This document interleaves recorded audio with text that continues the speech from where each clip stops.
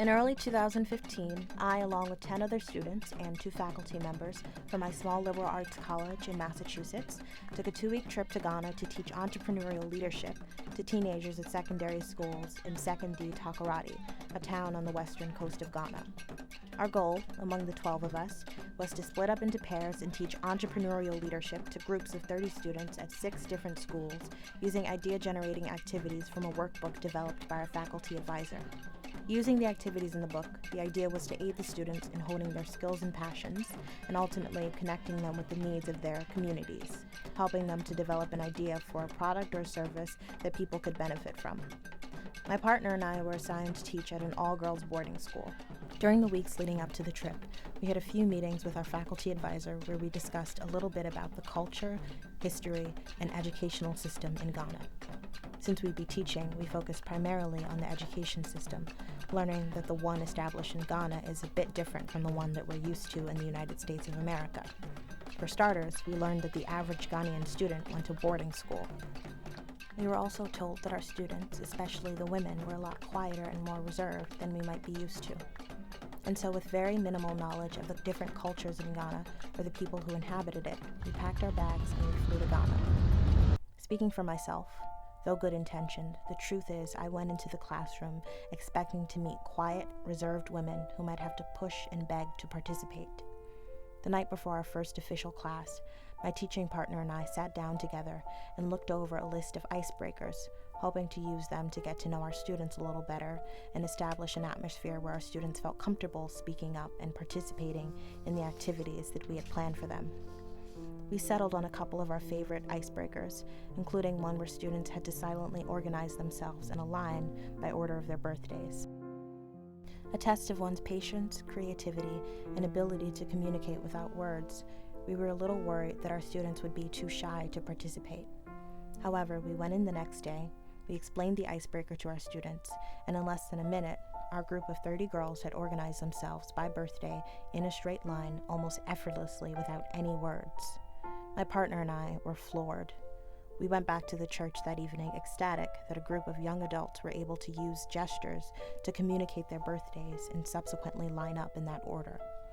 Their ability to complete a simple icebreaker had us raving about how intelligent our girls were. The next few days went just like that.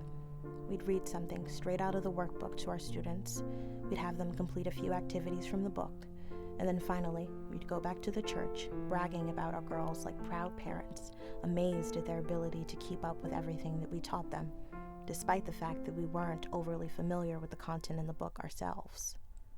In reality, that classroom was filled with some of the brightest, most insightful and ambitious people that I have ever had the pleasure of meeting.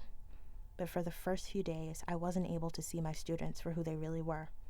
Instead, I had stereotyped them, creating a single story that fit all of them, the quiet and reserved African woman.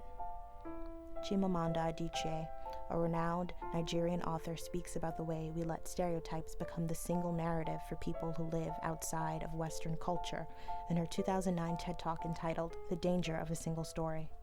I was 19. My American roommate was shocked by me. She asked where I had learned to speak English so well and was confused when I said that Nigeria happened to have English as its official language. She asked if she could listen to what she called my tribal music and was consequently very disappointed when I produced my tape of Mariah Carey. She assumed that I did not know how to use a stove. What struck me was this: she had felt sorry for me even before she saw me. My roommate had a single story of Africa, a single story of catastrophe. In this single story, there was no possibility of Africans being similar to her in any way, no possibility of feelings more complex than pity, no possibility of a connection as human equals. Though my expectations for my students weren't as low as that of Adichie's roommate, like her roommate, rather than getting to know my students and drawing conclusions about each of them as individuals, I made assumptions about them based off of what I had seen and heard in mass media about young women in Ghana, or more broadly, young women in Africa. How about the plight of poor African women? Well, the continent has had 7 female presidents. The United States Still waiting, I'm afraid. Meanwhile, Rwanda has the highest proportion of female parliamentarians in the world, 64%. Over in the UK Parliament, it's a record 29%. Growing up in the US, one can't help but be confronted by these stereotypes. But the longer I stayed in Ghana, the more I realized just how absurd they really were. But even Chimamanda Adichie says, If I had not grown up in Nigeria, and if all I knew about Africa were from popular images, I too would think that Africa was a place of beautiful landscapes, beautiful animals, and incomprehensible people fighting senseless wars, dying of poverty and AIDS, unable to speak for themselves, and waiting to be saved by a kind, white foreigner. and where do we get these popular images and inaccuracies that Adichie mentions? We see them every day in our cartoons. Hey, it looks like one of those Ethiopians. Oh man, they must have accidentally sent him instead of the sports watch. Maybe they took it literally when we said we wanted to adopt a kid. We hear them from our politicians who sometimes talk about Africa as if it were a country. There's no reason the nation of Africa cannot and should not join the ranks of the world's most prosperous nations. It's not actually a country. It's a continent of 54 very different nations and more than 2,000 languages. And we read about them in our textbooks, which often make broad generalizations about non-Western countries, presenting grossly outdated information as irrefutable facts. Listen to Abba, a native Ghanaian student currently studying at my school for a semester, telling me about the African Visual Cultures class that she's currently taking here. On the first day of class, our teacher asked us what we thought of Africa when we first heard of the name. And people were mentioning wildlife and people walking about half naked and drama and tradition. And I was very confused because nobody really walks around half naked. And I mean, all the clothes that I wear here, I brought from home. And with the wildlife, I see only wildlife when I go to the zoo. Abba went on to tell me that on one of their quizzes for the class, the professor produced an outdated map of Africa, prompting the students to name the 49 different countries of Africa. The problem is that there are 54 different countries in the continent of Africa, and the list of these inaccuracies go on. This idea that we as Westerners perpetuate these stereotypes and inaccuracies about cultures outside of the West in our mass media and even in our scholarship comes from Edward Said's theory of Orientalism. In his 1978 book of the same title, Said argued that scholarly writing from the West presented inaccurate, misleading, and stereotyped cultural representations of the East. He argued that the Orient is the stage on which the whole East is confined, ultimately hindering a true understanding of non-Western cultures. He also asserted that when Western scholars studied Eastern culture, unable to understand it because it differed from their own, they portrayed the East as exotic, enigmatic, and curious, judging and romanticizing it without ever truly understanding it. Said believed the West thought its society was superior to Eastern society, and that this sense of superiority was a direct effect of imperialism. Finally, he argued that stereotyping became a justification for the Western colonization of non-Western countries. The West, in our scholarship and in our media, often illustrates people outside of Western culture as needing to be civilized. Our imperialism and invasion of these cultures is framed as salvation from their inability to develop a complex society. Though well-meaning, I went to Ghana holding on to preconceived notions of what my students would be like based on stereotypes that I'd seen and heard.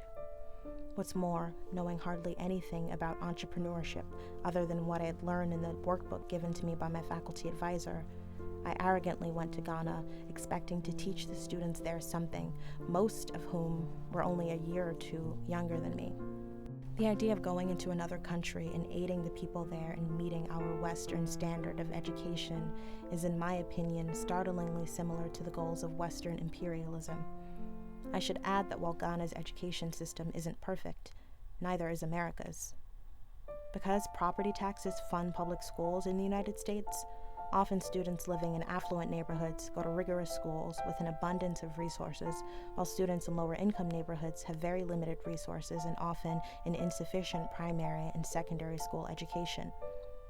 We went into Ghana with the intention of teaching the students our way of doing things, just like European imperialists went into non-Western nations with the intention of teaching the inhabitants their way of doing things.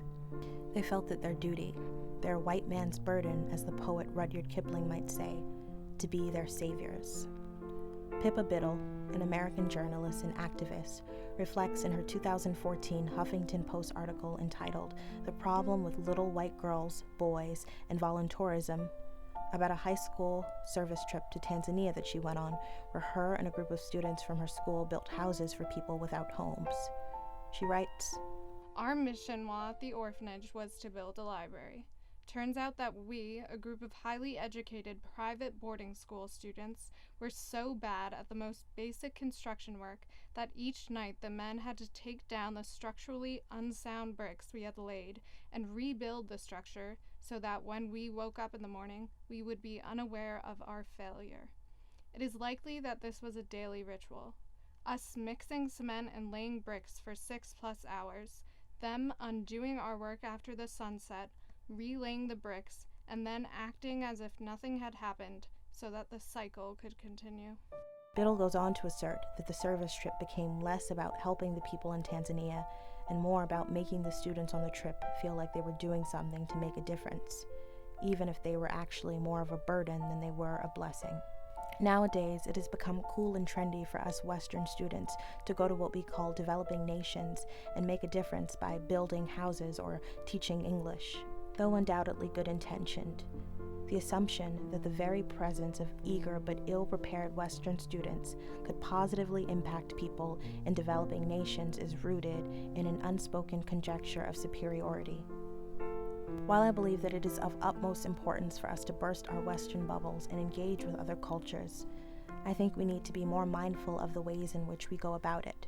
In order to grow as people and to have truly meaningful experiences, these trips must be devoid of all stereotyping, condescension, and urges to impose our own culture onto others. Though I went into Ghana with the intent to teach, I think I learned more from being there in Ghana and engaging with the different people and the different cultures than I could have ever taught my students. I learned that we all need to be more critical of the way in which our media and our schools perpetuate the single story. I learned that we need to be more aware of the biases that we hold about people we haven't made the effort to get to know. And most importantly, I learned that even as an African American woman, I hold an enormous amount of privilege, and that I need to hold myself just as accountable for that as I would hold anyone else for what I choose to do with that privilege. My experience in Ghana was life-changing, and I am forever grateful for the opportunity that I had to go. But you know what? It's important that we focus only on the doom and gloom across the continent, because every 60 seconds in Africa, a minute passes by.